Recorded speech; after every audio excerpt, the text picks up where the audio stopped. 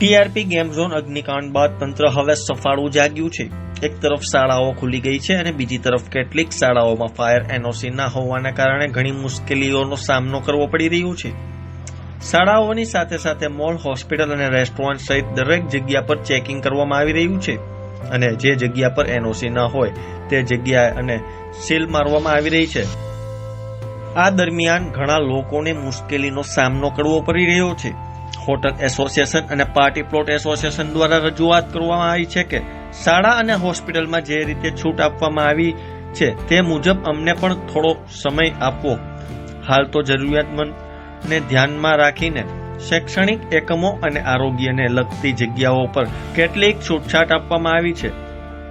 ત્યારે fire NOC લેવા લોકોની દોડમદોડ થઈ ગઈ છે। ત્યારે જાણો એનઓસી લેવા માટેની process.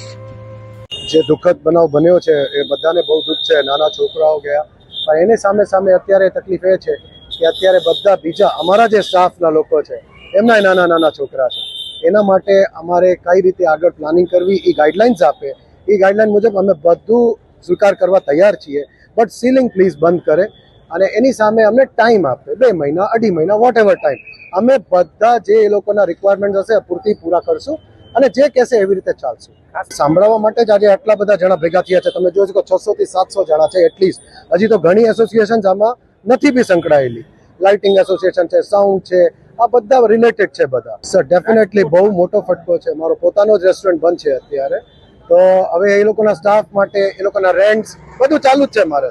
More then I think 10,000 જી, કારણ કે હું રેકડીથી લઈને 5 સ્ટાર સુધી બધાની વાત કરી રહ્યો છું।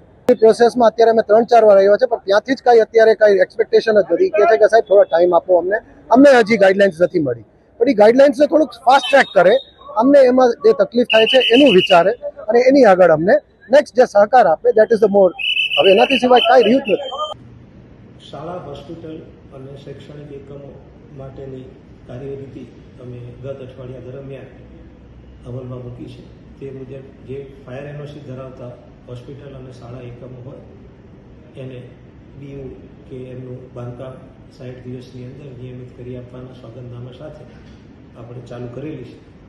પણ આજ રોજ hotel association, restaurant association, party plot association, bakery એસોસિએશને રજૂઆત કરી છે કે તેઓને પણ શાળા અને હોસ્પિટલના મુજબ અમલ કરી અને તેઓને પણ સમય આપવામાં આવે।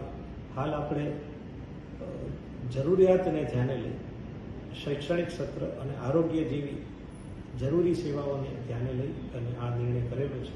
આવેદનપત્ર આજે અમને મળેલું છે।